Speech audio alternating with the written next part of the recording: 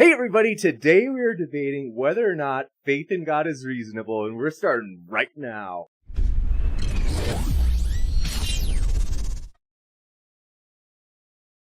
Ladies and gentlemen, thrilled to have you here, stoked to have you. This is going to be a blast. We have two gentlemen here, debaters who have debated before, who are going to clash, as I think this is the first time.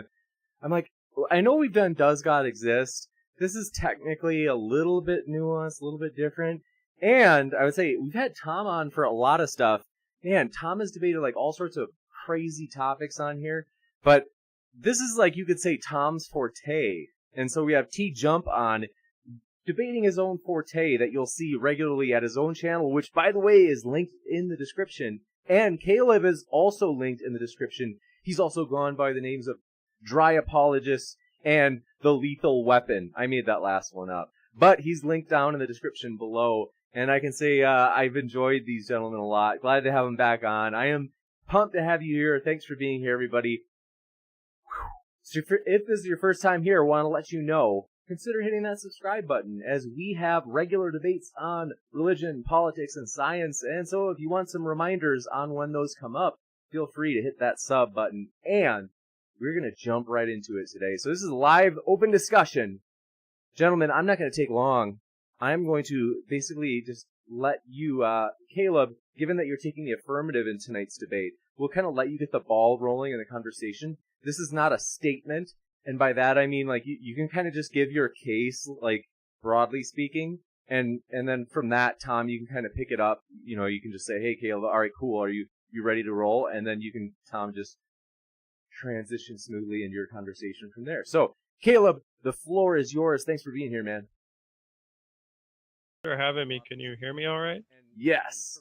Okay, great. I'm going to have to hold this mic up.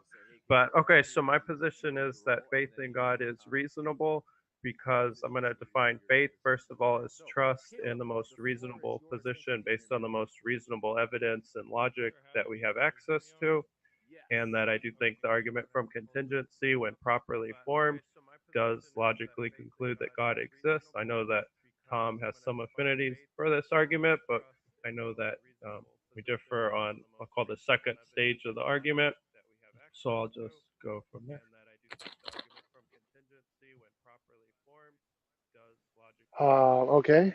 I think I might hear just a slight bit of feedback in case any of you happens to have your computer unmuted still.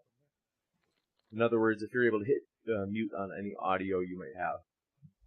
Okay. Does you hear it through mine at all? I think it went away. We are all set, so rad. Thanks, guys.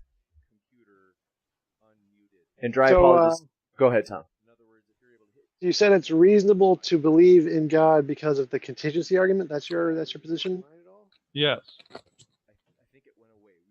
Okay, so if we have a box and let's suppose the box weighs 2 pounds, is it reasonable to believe there is a leprechaun in the box? No. Why not? Because there could be other items in the box, but with the contingency argument, at least I'm maintaining that it logically, deductively follows that you get a necessary reality that has the attributes of God. Okay, how so? Because I can say the contingency argument essentially says all contingent things began to exist, so there must be some necessary thing. And I can grant that and say, yes, there is a necessary thing, but that necessary thing doesn't need to be a God. It can be like a naturalistic pantheism, just an eternal, all-powerful nature. Oh. So why would that need to be a God? So things that begin to exist are contingent, but also things that could cease to exist. So even if like something has always existed, it could still be contingent because it could cease to exist. But also, I'm going to argue that limitations are contingent. So anything with limitations is a contingent thing. So the necessary reality can't have limitations. And once you grant that an unlimited reality, the divine attributes then flow from there. Can God lie? What was that? Can God lie? Can he lie? No, he can't lie, but that's finding that that's an action, and I'm talking about limitations and properties. I don't understand the difference because that's a limitation. He can't do something, so he's limited. Yeah, he's limited in his actions. Like he also can't ride a bicycle because he's a spaceless, timeless being. But that's a limitation in action and not a limitation in a property. You're going to need to define the difference between the two, because as far as I can tell, that's a limitation. Sure, yeah. God is limited by his actions, and action's something that you do, while a property is a feature that you have, regardless of whether you're doing anything or not. Okay, so is God fuzzy, like made of fur? No, but fuzziness is itself a property that entails limitations. So if you strip away all the limitations, whatever is left that is without limitations, God has that property. God is limited because he's not fuzzy. Well, fuzziness is itself an example of a limitation. Well, it doesn't matter. The fact that it is, it can still be, if he doesn't have it, he's still limited in that he doesn't have that limitation. Just calling it a limitation doesn't solve the problem. Well, it does, because fuzziness is a limitation in and of itself. No. No. I'm saying, okay, so what do you think is not limited about fuzziness? Because fuzziness isn't a negation. It's a positive attribute. It's an attribute of something, so it can't be a limitation. So whatever is positive about the fuzziness, I'm going to maintain God has that. Whatever is limited, he doesn't. Now that might lead to something that we can't quite grasp, but all the positive attributes of fuzziness, I'm going to say, are found in God, and all the privations are not. Okay, I can just say the same thing about naturalistic pantheism. It has all the positive attributes of fuzziness without any of the limitations. Sure. Okay. Sure, but then naturalistic pantheism is going to end up entailing all the attributes that God has, and then we're just using different words. You're going to call it naturalistic pantheism. I'm going to call it God. Really, what I'm going to call it is the unlimited necessary reality. Right. So naturalistic pantheism is an eternal, all-powerful nature with no consciousness. So it can't be God by your definition because it doesn't have consciousness. Right. That reality would not be God because it doesn't have consciousness. However, not having consciousness is a limitation. So naturalistic pantheism can't be the necessary reality, at least according to this logic. Nope, that's completely made up and arbitrary. There's no reason to think that consciousness has anything to do with limitations. Well, if you take something that has consciousness and something that doesn't, the thing that lacks consciousness is more limited than the thing that has it in that regard. No, it's not. Why? Germs are not more limited than I am. Spaceships are not more limited than I am. Cars are not more limited than I am. Black holes can do a lot more than I am. I'm more limited than they are. Consciousness does not take away from limitations. It doesn't take away. So yeah, I mean a germ certainly has limitations that you don't have, but they're limited in that they lack consciousness. They may have, like, a black hole has powers. I mean, you're not unlimited. So yeah, you lack powers that a black hole has, and a black hole lacks features that you have. It doesn't have consciousness. So one, limitations have nothing to do with existence. Saying something's limited or not limited has no connection to reality. It has no connection to the argument at all. It's just made up. It's a made up term, like saying blah blah blah blah blah.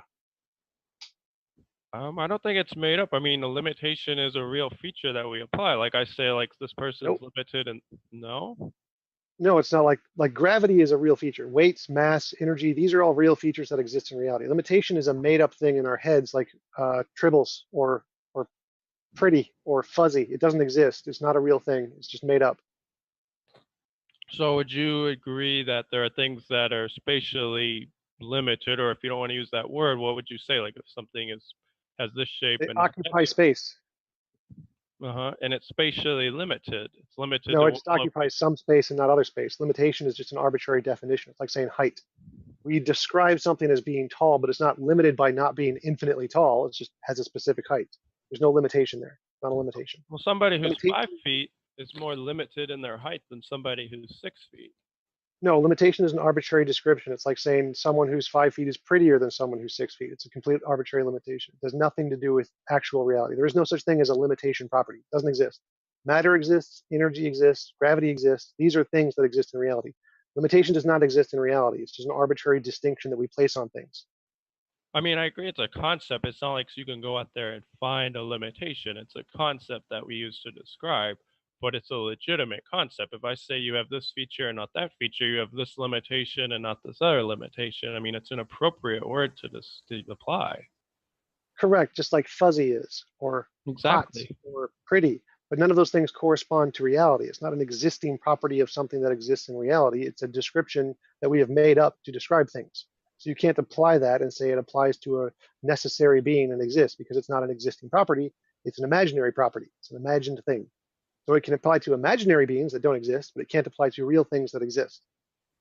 I mean, I would say fuzziness and pretty, I mean, are real features. I mean, they're things that we find. I mean, we're talking about them right now. I mean, you could say that they are conceptual and that we label them, but they are real things we find in reality. I mean, we have experience of them. That's what we're talking about.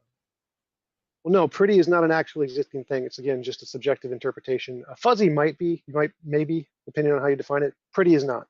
So no, like limitations would be like pretty. It's just a subjective interpretation. It has nothing to do with existing things in reality.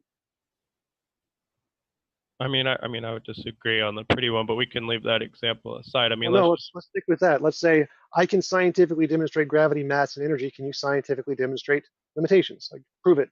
Give me a testable prediction that can demonstrate it's not imaginary. okay, well, now you're saying that something's only real if it can make a testable prediction, but I mean, No, I there's, didn't say that. I didn't say that at all. okay, so, You need okay. some way, so this is true of all epistemology. You need some criteria to differentiate an imaginary thing from a real thing. The criteria I use is science. You may have some different criteria, that's totally fine. But you need to present your criteria of why this is not an imaginary thing. Because as far as I can tell, your description of limitation is just an imaginary thing in your head and nothing more. So it doesn't apply to things in reality. You can't apply it to some kind of spectrum of things existing in the world, or I could just make up a different kind of property like woggly bloogly, and the greatest woggly bloogly is the spaghetti monster, therefore the spaghetti monster exists. And obviously you're not convinced by that argument because it's complete nonsense, which is the same as the argument you're making now. Well, yeah, I mean, that's complete nonsense because I don't know what you just said. Like, I don't know what that, there's no content to that statement. It was just a sound, but we know what I mean when I'm saying limitations. It has real content to it. No, again, the fact that you have an imagined idea of what you think it means, it's made up in your head, it has no content because it does not refer to things in reality. Unless you can demonstrate it exists, like matter and energy and gravity, it doesn't have any content referring to reality. It's just an imagined thing in your head. Okay, so, well, I just want to piece together your view here. So you're saying you know that gravity is real because you could, I mean, if this isn't it, please clarify. You're saying gravity is real because you can make a testable prediction. Is that correct? We can demonstrate gravity is not an imaginary thing because we can make testable predictions with it, yes.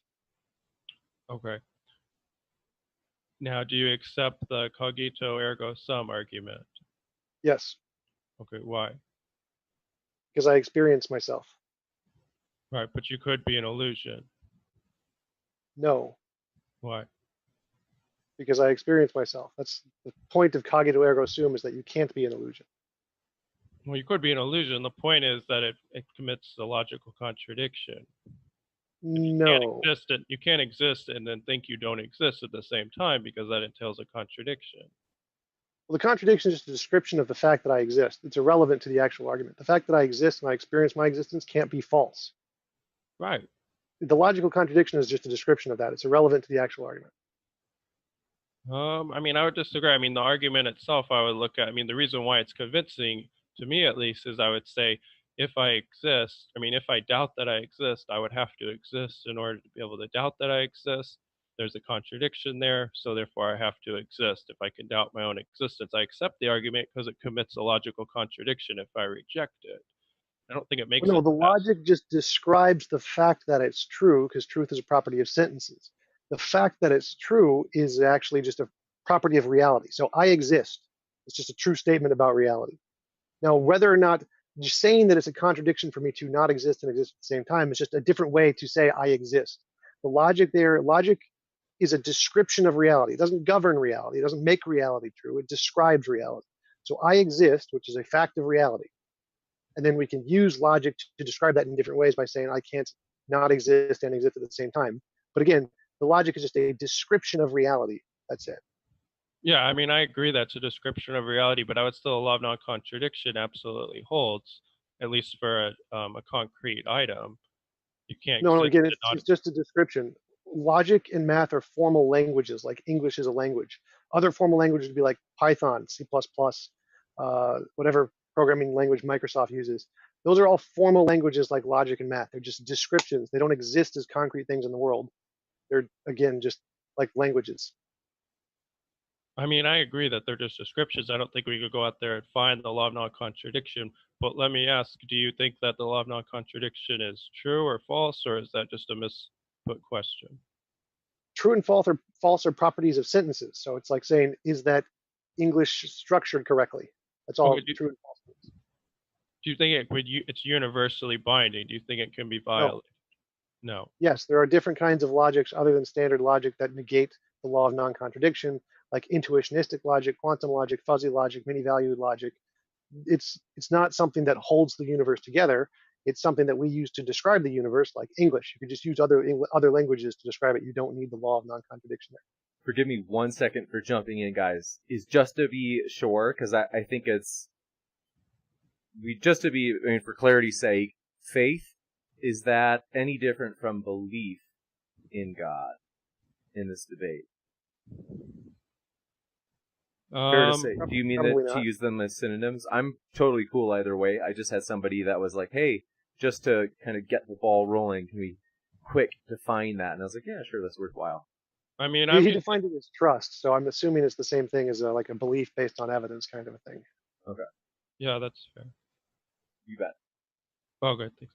Thank you Okay, guys. I mean, I agree that the law of non-contradiction is a description, but now you made an analogy between that and the English language. Now, the English language is contingent in that we could have a different language, of course, but I'm going to say the law, I mean, I know there are different kinds of logics, but let me ask you this then. Do you think it's universally binding, as in it could not be violated, that something could exist and not exist at the same time? Do you think that's universally binding? Again, that's a description using language. It is proper language to say that, but it is not universally binding. No. I mean, I guess I don't know what you mean by universally binding. I mean, I don't think that The there's no. laws of logic don't hold reality together. They just describe I reality. agree. The laws don't bind reality. It's not universally binding. It just happens to be the case. This is the way reality is. And laws of logic aren't universally. They don't bind it together. They don't make it this way. They just describe the way it is. Okay, I mean, I agree they just described the way it is, but it sounded like you said reality could have been otherwise. Like the laws, we could live in a world in which the law of non-contradiction doesn't apply in the way that it does. Would you say that that's possible? The law of non-contradiction doesn't apply to anything. It's just a description. It's like saying the English word tree. The word tree does not bind trees and make them trees. We just use the word tree to describe trees. So what you're saying is that you think the law of non-contradiction governs reality, like it applies to reality, it holds reality in some way. This is not true. The law of non-contradiction is a language. Oh, I mean, I agree. Like, I want to get off this. Like, I don't think it binds reality together. It's a description, but it's also a description that's always going to be true in every possible world in regards to whether something exists or not. It can't exist and not exist at the same time, not because the law of non-contradiction prevents it from being otherwise, but that's just the way reality has to be. Well, no, we assume that's the case. It may not be. The fact that we can't understand what it would mean to be false doesn't mean it can't be false. Okay, then we have a different foundation starting point. I I mean, mean, it's provable. You can just look at the other logics. There are other logics that reject this. You don't need that one. That is not universal. yeah, the law of non-contradiction may not be universal in all situations, but I'm saying in regards to something and existing and not existing at the same time, to me, there's not a more obvious statement that could be true than that. Like, if you're going to reject that, then we just have a different starting point of what's reasonable. Again, there are different logics are made up human languages, and there are made up human languages that reject that idea, the law of non-contradiction. They use different laws to describe reality. So yes, that does not apply in all possible worlds, no matter what. No, it's just a description. You can use different descriptions. Yeah, I mean, I know that there are different logics, but to me, that's incoherent. The idea that, I mean, if something's incoherent, I have to reject it. The idea that something could exist and not exist at the same time is utterly incoherent. Again, the way you're thinking about this is that you're thinking the laws govern. That's the problem. The reason you don't understand this is because they don't. When you say, can something exist and not exist at the same time, you're presupposing that the law somehow impacts the existence of the thing. It doesn't. No, I mean, I'd want to, I mean, whether we agree or not, I don't think the laws govern. I don't think the laws exist. I think they are concepts that we use to describe reality, which sounds like what you're saying, or Right. basically what you're saying. But I do think that it could not have failed to be the case that those concepts will always apply in all situations in regards to a concrete object. It could not fail to exist and not I mean, excuse me, it could not exist and not exist at the same time. There's no possible world where that could be the case. It's impossible for us to describe that being the case. Whether or not reality can do that or not is we can't answer that. We can only say we can't describe that. We can't imagine that. Whether or not it can or cannot be is not something we can say.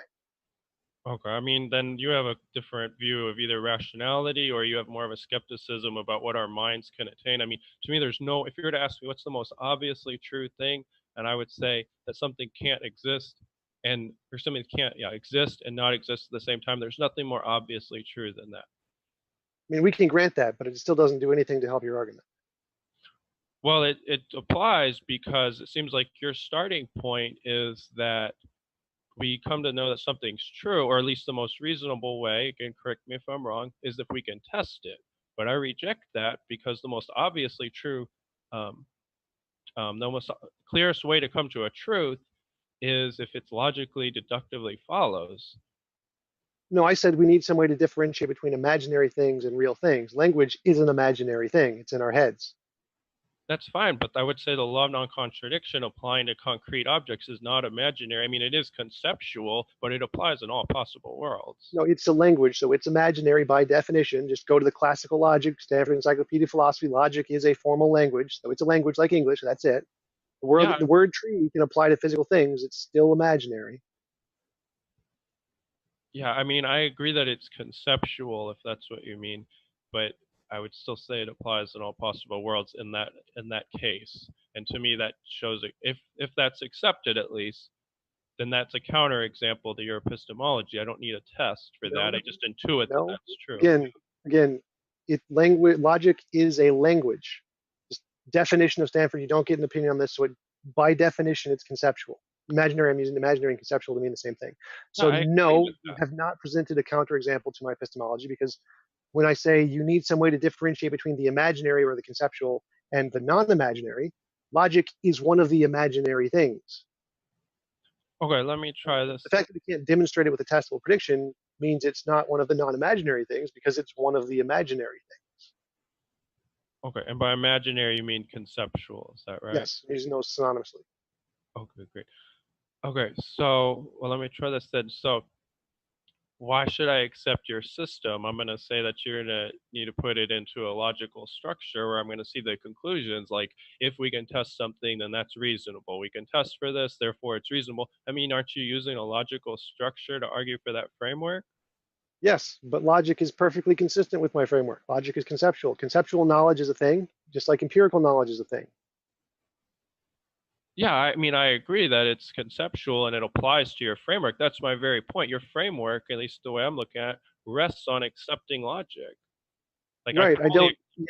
Yes. So again, there's different kinds of knowledge. There's the conceptual imaginary kind of knowledge, and then there's the non-imaginary kind of knowledge, which is like empirical in my case. So logic and math and language are the conceptual imaginary kinds of knowledge, and then the things that are outside of our minds are the non-conceptual kind of knowledge.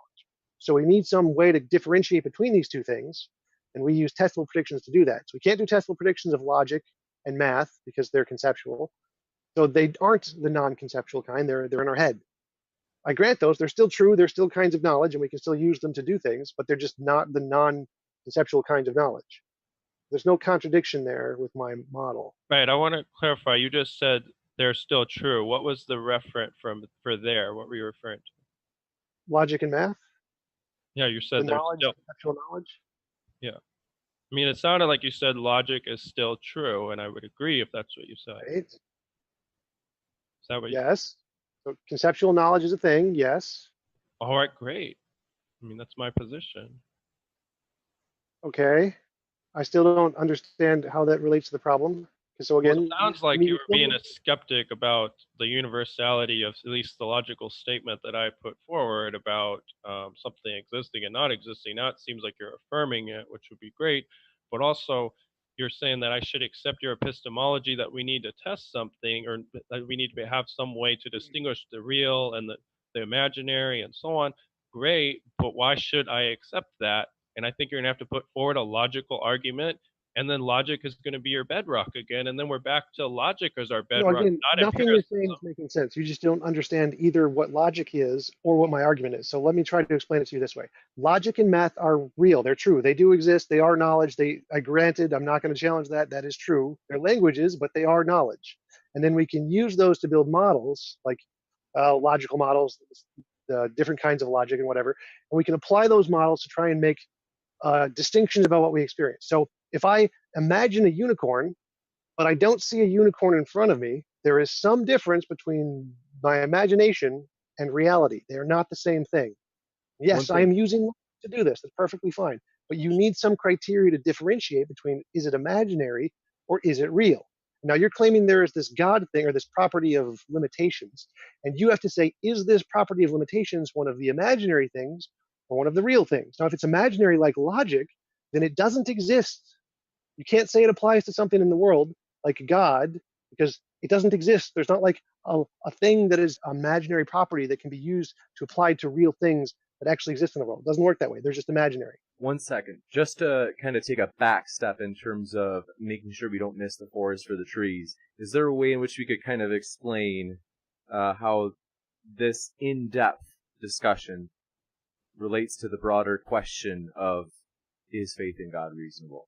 I think we've just lost a few people as it's gotten pretty deep in the thickets. Right. So he's claiming that there is this thing called limitations, and it's a property that exists in reality, and that exists on a spectrum. And some things have more limitations, some things have less limitations, like something has more height and less height. And at the epitome of the least of all limitations is this God thingy.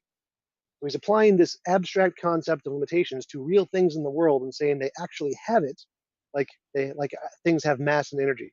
He's saying this is a real thing and not just in his head. And so I'm saying you have to demonstrate that. Demonstrate it's not an imaginary thing in your head. And then he's going off on this tangent about my epistemology saying it needs logic, which uses logic. That has absolutely nothing to do with my point and does nothing to try and support his point. Okay, just to make sure how about this? Is there some sort of argument that this sounds new to me and I'm a little bit behind on my philosophy of religion, but is there a kind of a mainstream argument in philosophy of religion that this is almost analogous to Caleb? Just to try to help anchor the audience to like a similar idea. I think that it's a challenging argument, not to mean it's in any way not good or sound, but just it's a little bit, if you're able to kind of give the broad structure of it. Sure. I mean, it's a version of the argument from contingency. There are different versions of it, and of course, like Craig and Josh Rasmussen and different people debate. They give different versions. So I'm giving one. It seems like, based on previous debates and discussions, Tom accepts that there's some sort of necessary or eternal nature or thing. So we're kind of working, or at least I'm working off of that. Okay. I agree there's something necessary, a sort of ground of existence. And then I'm arguing furthermore, since this is necessary, that limitations, and by limitations, I mean any feature that we could properly assign the label of a limit to, like we do in our everyday language all the time. Limitations are contingent, meaning, and a contingent thing is something that could have been otherwise. So the necessary reality cannot have limitations. And from there, it follows the necessary reality has no limit in its power, in its knowledge, and I'm going to also argue in its charity, in its justice. And from there, that would be God, a necessary, all powerful, all knowing, all charitable reality. And Thomas seems to be objecting, of course, they saying limits are just imaginary. And I'm saying I agree if by that you mean conceptual. And it just seems like we have a different starting point. I mean, we have a different epistemology on how we apply our language to reality. Okay. All right, so starting from there are conceptual things that don't exist. Leprechauns do not exist, correct? Correct. As far as we know, yes. So if we grant that limitations are a conceptual thing, they could be a real thing that exists in the world, or they could be an imaginary thing like leprechauns that don't exist in the world, correct? Some conceptual things are real, some conceptual things are not real. Some conceptual things are not real. If by conceptual you mean some concrete objects are not real, yes. But are limitations real? Well, yeah, because I see limited things all around me. You have limitations, I do, and so No. on. Go back, stop. there are imaginary conceptual things that exist and imaginary conceptual things that do not exist. They do not correspond to anything in reality. They're totally made up, magic, Harry Potter wizardry stuff, the Force in Star Wars. There are conceptual things that don't exist. Right. Correct? Correct. So you have presented this conceptual thing, which is limitations. Now you have to show it's one of the existing conceptual things and not one of the imaginary conceptual things like the Force. Sure. And this is how I determine that. I observe it just like gravity. Okay, how do you observe limitations? I observe that, the frames behind me are limited in their shape. They're not circles, they're No, you squares. observe a shape and you call it limited. That's not an observation of limitation. Okay, the term limitation is more generic. It's like the term shape. I mean, the term shape applies to the frames behind me. We have a word square. It's a concept. It's a language, and it properly applies to the frames behind me. All right, So let me phrase it to you this way. Let's say we have a ruler that's 1 foot long. Now, is it limited because it's not 0 feet long, or is it limited because it's not infinitely feet long? Depending on how you define limit, it could be limited in the positive way or the negative way. So every limit has its opposing limit. So you can define limitations in the exact opposite way you're defining them. So I could say the most limited thing is the being that has the most power. That's the most limitation. The least limitation is the one that has the least power. So your arbitrary definition of limit to fit your idea of a God is totally made up, has no basis in reality. I can just invert the definition. So now we have two contradicting definitions, and we have to show which one is right, which one corresponds to reality, which one doesn't. Are you with me so far? Yeah, I mean, then we need to do an appropriate application of the term. Yeah, I mean, something that's 5 feet is more limited in height than something that's 6 feet. Now, you brought up the example of the ruler. You said, is it limited because it's not infinite? Yes. Is it limit? Let's use your example of height. You said that someone who's 5 feet is more limited than someone who's 6 feet. No, in a In culture of height? people like short people, the person who has 5 feet is less limited than the person who's 6 feet. The person who's 5 feet is more limited in their height than the person who is 6 feet. No, not for a culture who values shortness more than height. The limitation only applies arbitrarily based on your subjective interpretation of what limits are. The limit can be a greater or a lesser kind of a limit. There is no objective definition of limits. They don't exist. There isn't such a thing. Like there is an objective definition of mass. There is an objective definition of energy. There is an objective definition of gravity. You don't get an opinion on those. You can't change those. Limits don't have that. They're just a made up social construction. Okay, let me respond to that. So you're saying, well, in some cultures, if they value shortness over height, then the height would be, or a tallerness, whatever you want to call it, would be the limitation. Well, that just seems to be like a matter of preference. I could say, what if there's a culture that doesn't view mass the way we do? Oh, now it's just an imaginary feature. I mean, I don't see how that follows. Well, again, because mass we can demonstrate. Mass has an objective way to test and verify it exists, which means you don't get an opinion on mass. Limitation does not. By observations, right? Correct. Okay, I can observe limitations. Okay, how do you observe limitation? I notice that somebody is 6 feet, somebody else is 5. The person who's 5 is more limited in their height than somebody who's 6. I already proved that false. You can just say the opposite is true because your observation is subjective interpretation. No, because you're using a different definition of limit at that point. You said, well, some cultures prefer it. Well, I'm not talking about. No. That's the point. That's the point. All you have is a made-up definition. Now, for mass, I don't just have a made-up definition. I have provable fact about reality. We can prove mass exists in reality. You don't get an interpretation. You don't get to define mass. It's real, whether you like it or not. Limitations are not. Limitations are all the definition. It's their alternative definition of this alternate society is equally plausible as your definition. Like we could say there is this made-up property of greatness, and this greatness thing is the tallest thing. And a different society says, no, the greatest thing is the shortest thing. Both are equally likely to be true about reality because we don't have a way to demonstrate which one reality corresponds to. It could be the case that reality likes the taller thing, so the taller thing is greater. Or it could be the case that reality likes the smaller thing, so the smaller thing is greater. We don't know because we don't have a way to measure greatness in terms of reality. We can measure mass in terms of reality. We can't measure limitations or greatness in terms of reality. Okay, so One now second. Just forgive me for interrupting, guys. So sorry, especially Caleb. I know that you got a round in the chamber ready to go, but just wanted to just quick say it seems like we might be coming to somewhat of a stalemate. Maybe there's a point at which we could jump to that would move us past that stalemate. I know that there are different ways in which the arguments can be approached, and so that's kind of what I'm hoping for, is that some people in the audience are saying, it looks like we're kind of coming to a stalemate.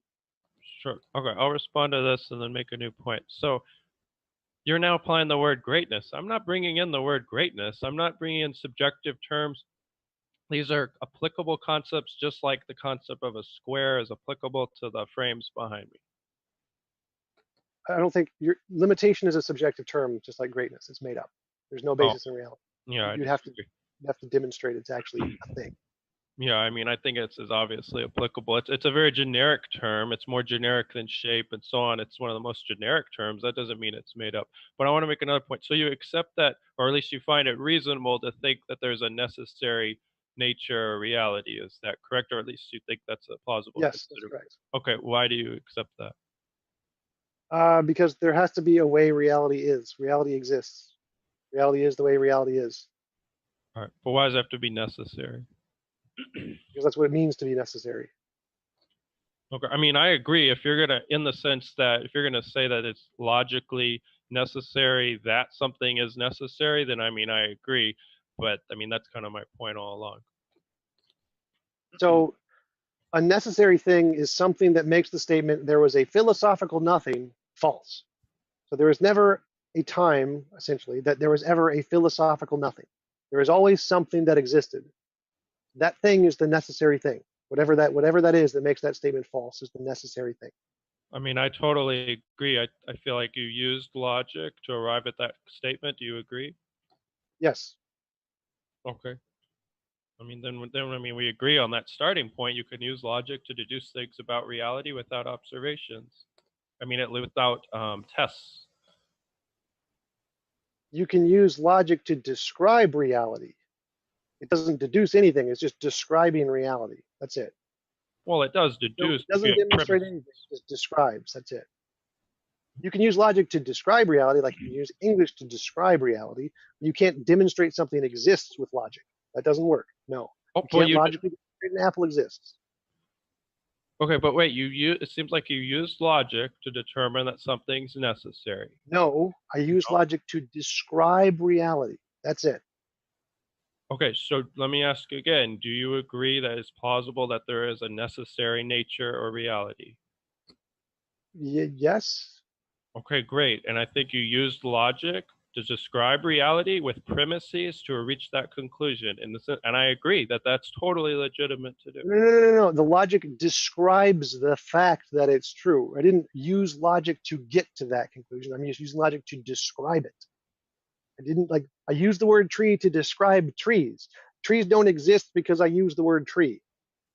Did logic help you reach the conclusion that there's a necessary nature? It describes it, yes. So did it help you reach that conclusion? It describes it. You're not understanding. You just don't understand how logic works here. You're missing the point. Logic does not make things true. Logic describes things that are true. I agree it doesn't make things true, but it helps us arrive at conclusions, like cogito ergo sum. That helps me. Yes. That helps me have a foundation for the conclusion that I must exist. Your argument. Do you know the difference between epistemology and ontology? What was that? Do you know the difference between epistemology and ontology? Yes. So logic is a form of epistemology. So it's something we use to learn things, to gain knowledge. It has nothing to do with what exists. It just describes the things that exist. There's no ontology of logic. Logic isn't a part of the universe. Logic just describes the reality of the universe. Right. I mean, listen, like I definitely agree with that, but I think it helps us reach conclusions that are ontological. And you may just disagree, but I think that you implicitly use that too. Like you arrive at the conclusion that there's a necessary nature, and I think you use logic to do that. And I agree. Right. We need to use logic to describe things that exist, but logic doesn't make things exist. You cannot use pure logic to get an apple exists. There is no combination of abstract logic that gets you apple. You will have to combine the abstract logic with the empirical existence of a thing. So, like, for example, if no reality existed, then logic, you could not get to a necessary thing. So the only reason we can get there is a necessary thing is because there is a reality that we experience, and we can use logic to describe it. It is not the logic that gets us there. The logic is irrelevant to the fact that it's there. Logic just describes the fact that there is a reality. So the reality precedes the logic, and we use the logic to describe the reality. Like if I said, I saw a dog, that's reasonable to believe because we have the logic of, or the conceptual evidence of my testimony that I saw, in addition to the empirical evidence of the dog. So if we use logic to describe reality, the reality has to exist and we have to experience it for there to be able to describe that there's a necessary thing. The necessary thing has nothing to do with the logic. The logic is just a description. There is no connection there at all. The ontology is true independent of the logic. I mean, I agree with everything you said except that last part. But anyhow, I agree that logic doesn't make things the case. But let me just make this one point. There are people who think there is no necessary nature. So how would you convince those people? You'd have to use a logical argument. I don't care about them. The fact that I would convince them or not is irrelevant to anything. Okay. So again, the logic is irrelevant to the ontology. You don't need it. It's irrelevant. For example, it isn't the case that there must necessarily be a necessary thing. It could be the case that there was a philosophical nothing. If there was a philosophical nothing, then logic wouldn't describe it anymore. You couldn't describe it. It would be a nothing. I mean, I So the disagree with only that. reason you can use logic to get to a necessary thing is because there is a reality to describe with logic. I mean, I disagree with that because if there really could have been nothingness, I mean, I would say that that state of nothingness is necessary, and this is why the logic reaches that No, conclusion. Yeah, no, yeah, because no, necessary. nothing. There's nothing correlates to that at all. No, Yeah, because no, necessary. it's not. Okay, You wait. applied a trait of necessary to nothing. You can't do that because it stops being nothing. Logic cannot describe nothing. I mean, I disagree with that, but necessary means could not have been otherwise. Do you agree? No, No. Okay. How would you define necessary? something that exists and makes the statement there was a philosophical nothing false. Okay, I mean, that's fine. Something that exists, it makes a statement. I mean, that's not always how the word necessary typically means Well, yeah, could there's not have lots of been. different ways to define necessary, but I'm using the terms in the like necessary being kind of necessary. Yeah, I mean, that's what I'm doing too. But I mean, to say that something exists, I mean, yeah, something could contingently exist. It wouldn't be necessary. Right, I'm using it in the terms of the necessary being. Like, what is a necessary being? You asked me to define that earlier, and I defined it as the thing that makes the statement there is a philosophical nothing false. A That's what I mean contingent, by necessary in that context. a contingent thing could make that statement as well. One second. No, Yeah, We're gonna. a contingent thing could reach the conclusion why there's something rather than nothing because there's something contingent that exists. Go ahead. We're going to give Tom a response, but before doing that, I want to just let people know we are taking questions for the Q&A, which is quickly approaching. And I forgot to mention the super chats. If you want to do a super chat, they go to the top of the list automatically that we read from, and it can allow you to make a comment toward one of the speakers. If you want to make a comment rather than a question, of course, they would get a chance to respond to. With that, Tom, if you had a response, I want to give you a quick response, and then we can move to the next portion. yeah, so one of the possibilities of the necessary thing is a set of infinite universes. So each independent universe would be contingent on the previous universe, but the whole set is itself necessary. So even though a necessary thing can make the philosophical thing false, it's only because it rests in a necessary thing. Or a contingent thing can make this statement, a philosophical nothing existed false. It rests in a necessary thing like an infinite regress of universes. So there is a necessary thing there, even if the contingent thing can make it false. That necessary thing is the set of infinite universes. Gotcha. Next up, any closing, you could say, cases, or in particular, if either of you want to give a position on the Christian God in particular. I know that I don't want to jump, I know that I'm throwing something at you you didn't expect, but because it is an interesting and Caleb's position in particular, is this something you guys want to kind of poke at for a few minutes before we go into the Q&A? I mean, sure. Sounds enthusiastic. Sorry. I love you, dry apologist. You are the man. I'm stoked you guys are here. Seriously. Even keeled. You guys are both even keeled. I like that you guys.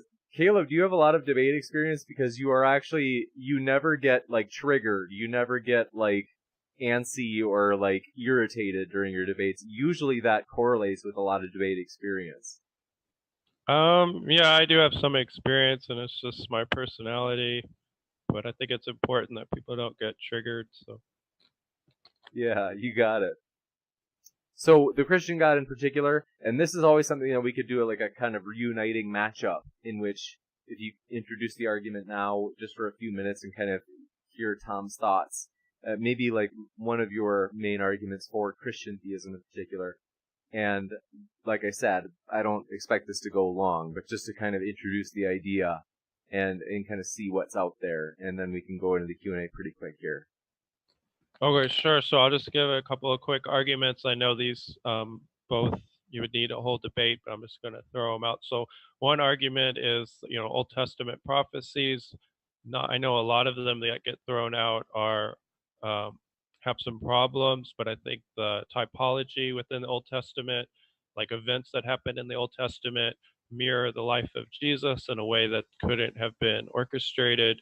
I would need time to unpack that, but that's one argument. And then another argument is Jesus's moral character. Somebody who exudes the kind of authority that Jesus had is either God or they're not a moral character, or a moral person. This isn't the Lord, liar, lunatic argument per se, but it's similar to that. So either you have to say Jesus was immoral, or you have to say that he didn't exude the type of character that he had. So it reaches a dichotomy. Again, I need more time to debate those, but those are two arguments that I like. Tom, initial thoughts on these arguments. Are you going to become a Christian right now? No, the Old Testament prophecies are completely ambiguous. You can interpret them to mean whatever you want, as described by most historians. They're just meaningless. I mean, if they were actual predictions, that would be great evidence, but they're just arbitrary and mean nothing, essentially. And the liar, lunatic, or Lord is just a false trichotomy because legend is a possibility. Most of what Jesus said could have just been false or made up, constructed, reimagined, any combination of those. So, I mean, the fact that he could have been like thought he was Lord is totally possible. So he wasn't lying because he wasn't deliberately being false. He was just could have been deluded, or it could have been made up. And so there's lots of possibilities there. None of that is actually evidence of it being true either way. And liar and lunatic are both more likely than Lord, infinitely more likely. So those would both be more reasonable conclusions anyway. Gotcha. With that, don't get me wrong, Caleb. I know you've got a response. I don't want to, I hate doing it, but otherwise you'd be here all night if we kept going infinitely back and forth. So that may be a debate in which we might be able to hear Caleb's response in the future. That would be an interesting one if there's a debate on the Christian God. So, like I said, Caleb, forgive me for cutting you off, but it would be a fun future debate. And with that, we are going to jump right into the Q&A. So, want to mention, as I mentioned earlier, but can't help but say it, because I just want you guys to know how much we appreciate the debaters. Their links are down in the description. And so, if you enjoy what you're hearing, you can check them out. You can even reach out to them. And with that, thanks for your super chat, Ashley DeMarco. Coming at you, TJump, right out of the gates. Ashley says, will TJump admit that Kyle screwed Steve yet? If you show me the court cases where the court ruled that, then sure. But until then, I'm just going to say they're both idiots and I don't know what happened. Yee. Okay, well, with that, we do have one that's perhaps relevant to that. I could have sworn I saw one in here. I thought Oh, Crackerjack 12.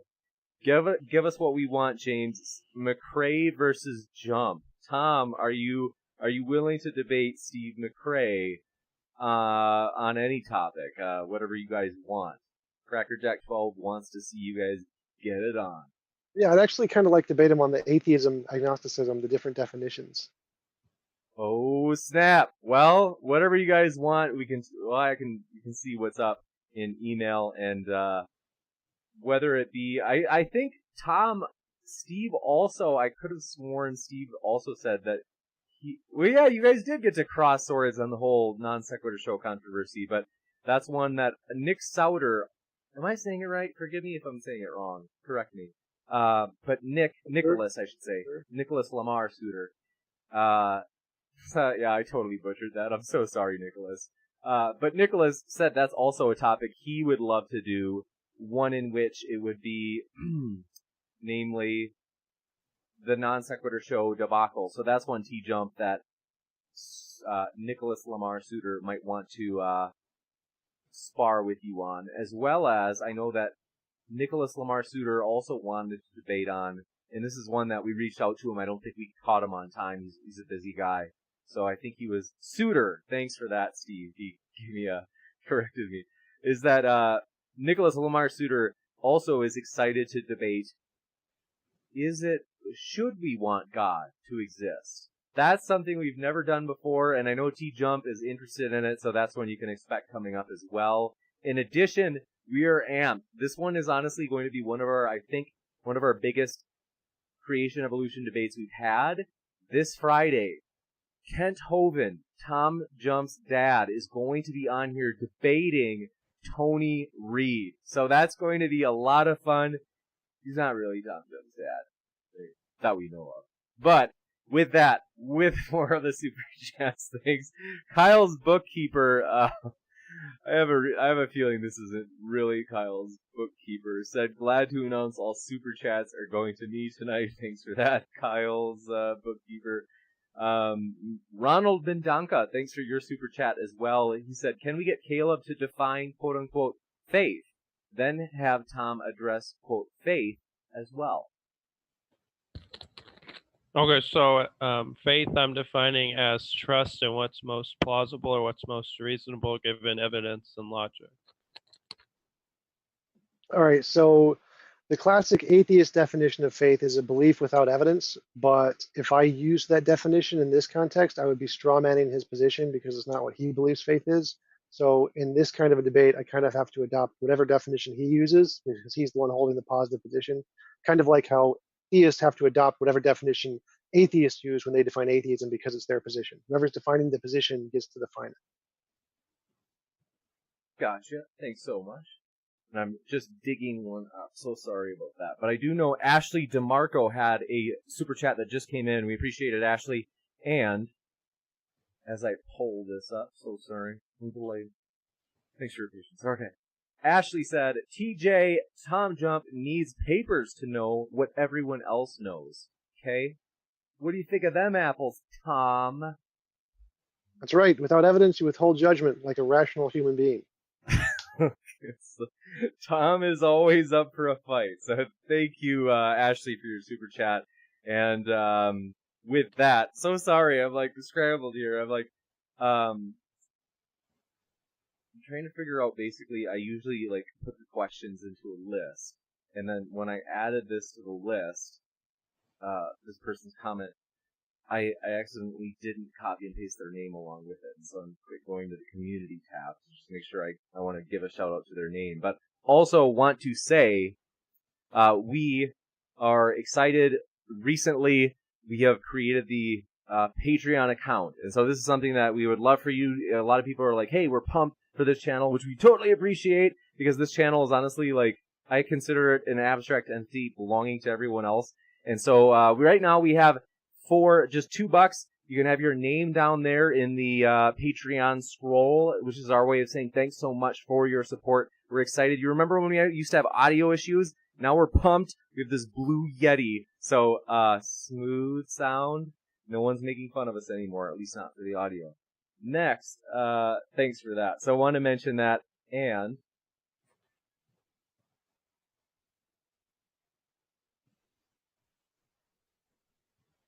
one second.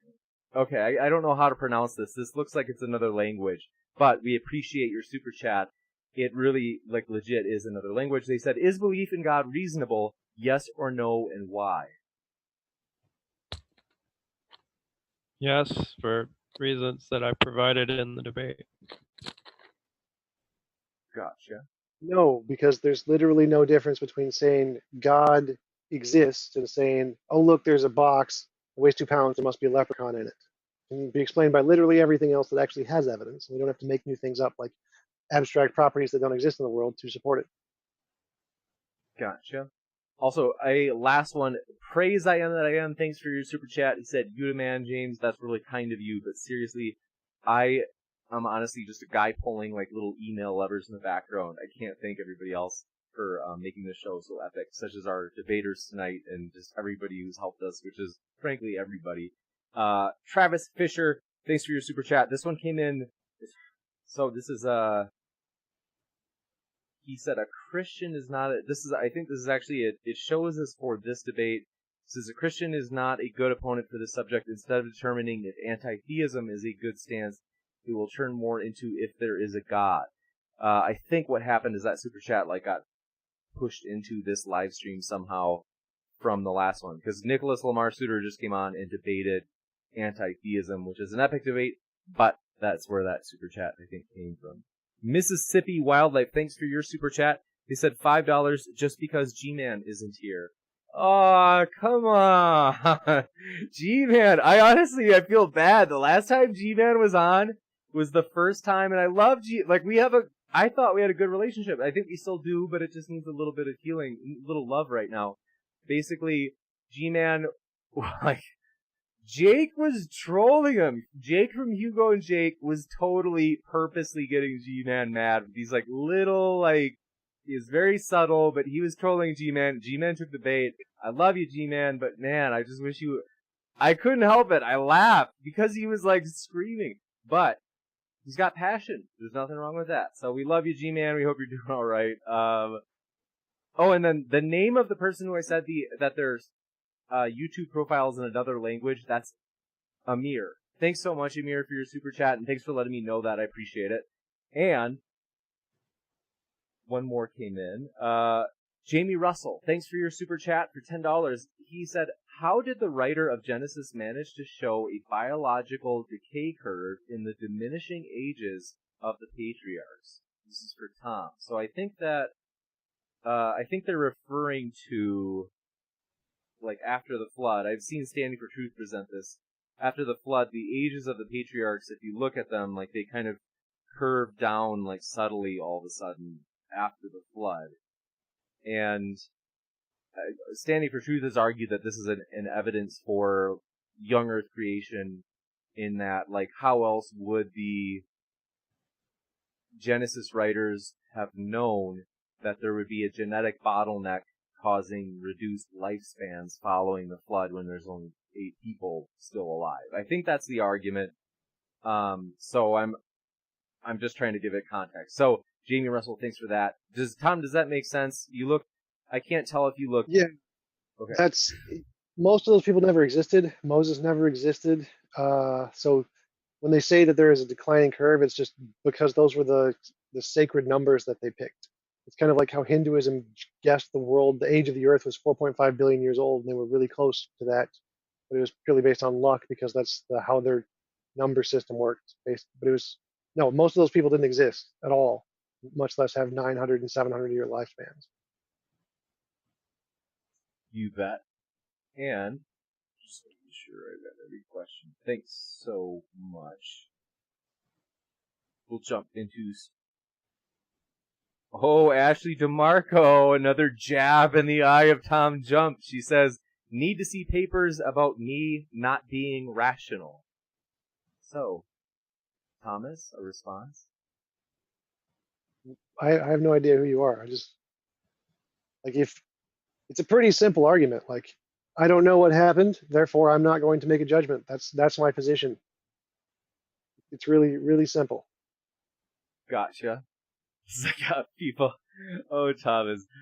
People love needling you tonight. It's just that, you're a lovable guy. So, next up, questions from Karag Nightwolf. Thanks for your question. They said, for Caleb, does God obey the laws of logic and the laws of physics?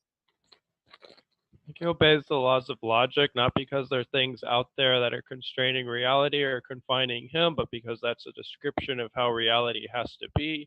God has to fit within those laws as well. The laws of physics, God is the creator of. They're contingent. He's not subject to them. And so yeah, he doesn't have to obey the laws of physics. Gotcha. Thanks so much, Caleb. Pine Creek, thanks for your question. We haven't seen. I was just thinking earlier today. I was like, man, we haven't seen Pine Creek for a while. Did I offend him? Is he triggered? Pine Creek, are you still out there? I'm looking for you in the live chat. He is. He is. Okay, I see you, Pine Creek. Okay, He just doesn't well, want for a debate sometime. I love Pine Creek. Doug is honestly, he's been good to me. He's never been disrespectful. We've crossed swords a couple of times, and I've enjoyed Doug's company. So we fervently disagree on some things, but hey, true tolerance requires that you disagree. Enough of this. The one thing, if I could show my bias, it's like that whole like, oh no, everybody's right, everybody's got their own truth. Just I don't play that game, Caleb. So next up, sorry about that. Pine Creek, thanks for your question, which is for Caleb. He says, 1, is it reasonable to believe foolish things? If no, is the gospel foolish? And then he says, he quotes 1 Corinthians 1:18, which in ESV is,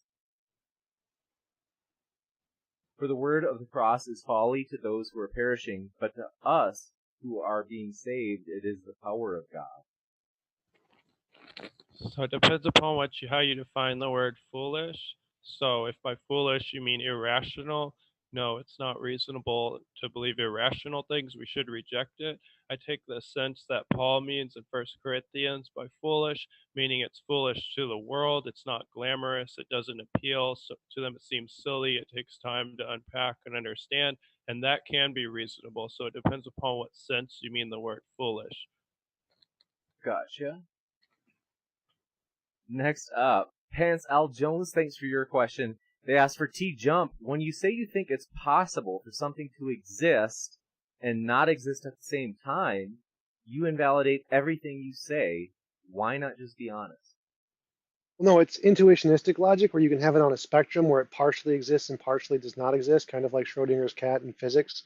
So there isn't a straight dichotomy of does or does not exist, and like there is in standard logic, because there's problems with standard logic. So they came up with other kinds of logic, like intuitionistic logic, where it's on a scale and it can partially exist and partially not exist because of things like quantum logic and Schrodinger's cat.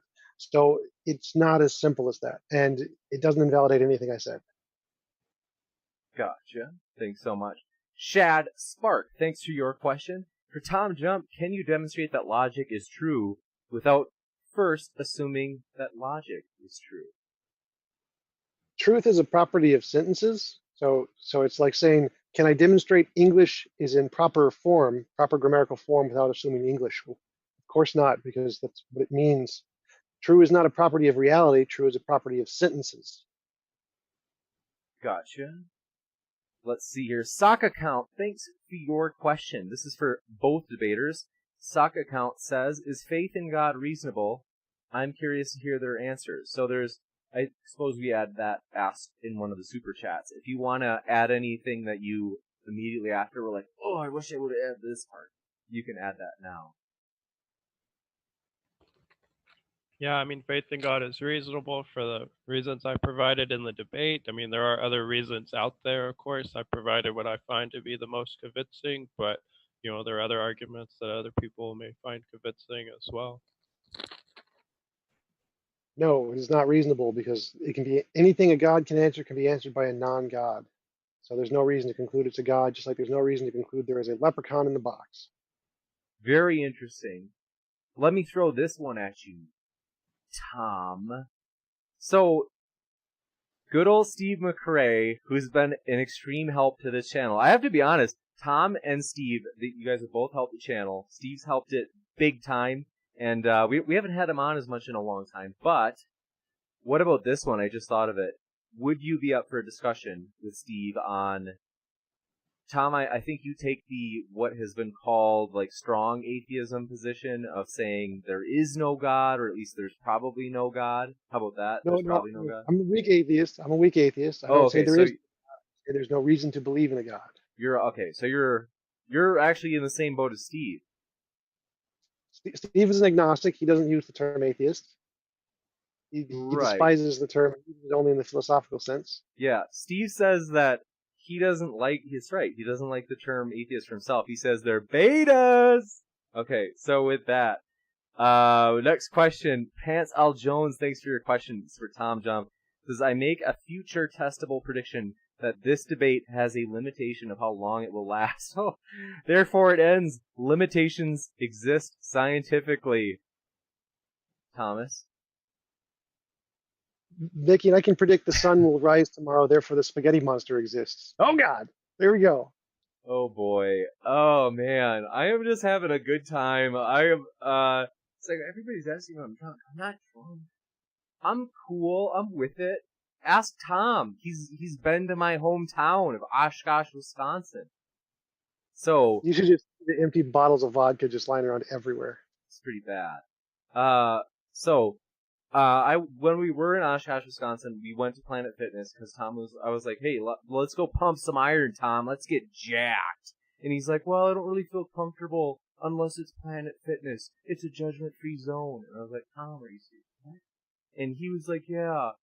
And I was like, okay, fine. So he goes to the gym, he goes on the pre-core for like 15 minutes. He's like, I think I'm good for today. I was like, Tom, no.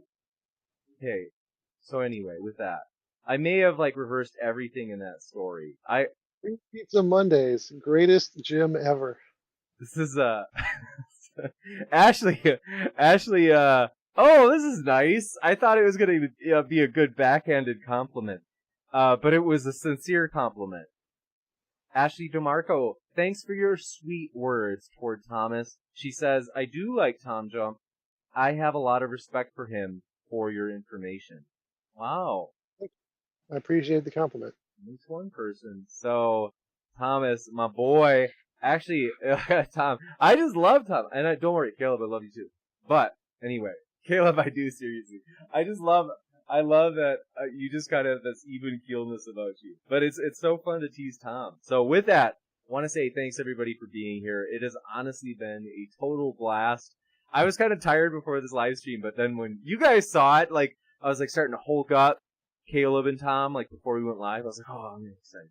So want to say thanks everybody for being here. And with that, let me make sure I caught everything. Keep sifting through the reasonable from the unreasonable, everybody. Oh, wait, Mordek. So sorry. Forgive me. They didn't get any of their questions in. They had asked for TJump. Mordek 101. Thanks for your question. Sorry, I missed it. They said, it seems like your position leads to modal collapse, which is widely seen as extremely implausible if you define necessary in a way indistinguishable from contingency. So modal collapse is usually an argument used against the ontological argument that says that if God is necessary, then the way everything about reality, every proposition is necessary. But that doesn't apply to my position because I really don't care whether or not reality is necessary or random. Like, for example, there could be reality could just be random, like randomly generated. That'd be fine for me. Like my worldview doesn't make a difference one way or the other. So I don't see how my worldview would lead to modal collapse. I mean, it could if I was just making like a hypothetical argument to do that. But my specific worldview makes no statements whatsoever about the way reality is in that way, in that sense. Gotcha. Thank you very much. Thanks, guys, for being here. Totally a pleasure. Thanks, everybody in the audience, for your questions. Honestly, I just love. Thanks for coming out and hanging out with us. It's been a good time. We do have another debate this Wednesday.